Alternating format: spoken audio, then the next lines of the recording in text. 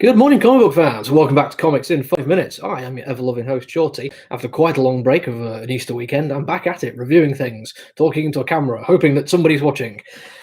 We're going to review this. Magic the Gathering. Oh, it's actually Magic, bracket, MtG, close bracket. Not sure why they did that one. That's called Magic the Gathering. Who knows? Boom Studios taking over doing this kind of thing. And if anything, Boom Studios has got a bit of a reputation of doing really cool fantasy and sci-fi miniseries that go on to run for ages and be amazing. Like, it's what they do, and they're great at it. But I used to play Magic the Gathering. Played it a lot when I was a younger man, to the point that I ended up, competing a little bit and got my butt kicked on quite a few occasions. I was friends with a guy who competed nationally, like ranked in the top 20 at one point, I think. And in the end, effectively, Magic Gathering became a thing I was spending money on rather than enjoying. So I got rid of all my collection and not really looked back on it. I've never read any of the other stuff that came out of it, like any of the comic books. If there's been any novels, maybe, I don't know. I've not paid any attention to it. It was a game I used to play when I was a younger man. Not when I was a kid. I was like late teens, early 20s.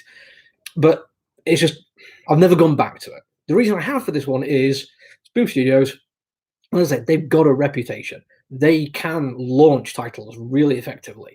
Based on what I've been seeing about how quickly this one has gone to a second print already, I'm not surprised. To start with, I'm going to talk about the artwork for it. Page one has just quite a lot going on there. Almost like sci-fi-esque world kind of thing. Maybe think of Unicron, of all things. Then get to the second page, and they go full splash straight off the bat.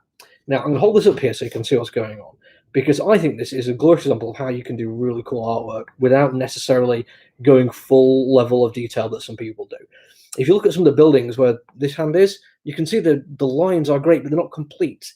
The attention to detail is there, but it's not anal. It's not like every single thing has to work.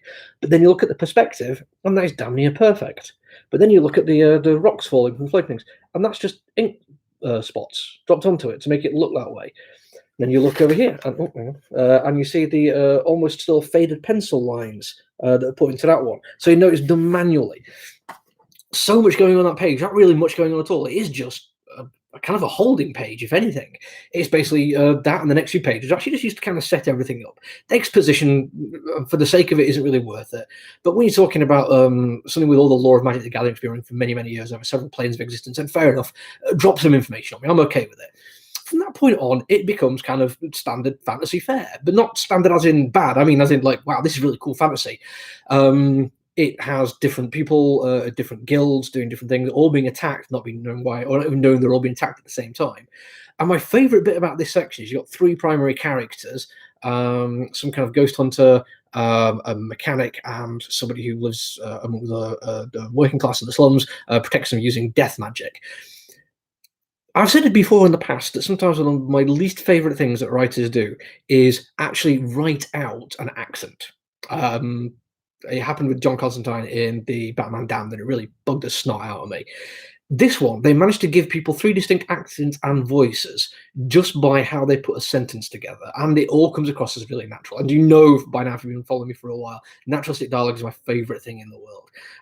Very early on, you have the ghost assassin woman basically used the phrase "you lot," and there's something about the phrase "you lot." If you lot come around here, that isn't an American phrase. That instantly places it as some kind of British. The engineer still has that kind of sense of place and time, of Victoriana to him.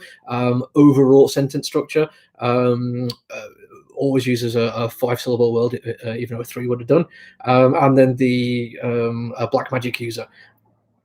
She has, if anything, a slightly more normal voice, and that again makes it drop down to almost like a working class kind of just she is a person of the people. And it's like, yeah, okay, so you've got excellent three distinct voices straight away there, and then the fantasy carries on. It carries on really well to a point that I'm like, yeah, okay, even though I don't really know what's going on in the Magic the Gathering meta universe storyline, I know exactly what's going on here. It's all been laid out brilliantly. Everything makes sense and everything flows, and then bam, all of a sudden, Eldritch Cthulhuoid horror, which I totally wasn't expecting. Could have happened. I mean, let's face it, talking multiple planes of existence. Why the heck not have some Cthulhuoid Eldritch universe as well?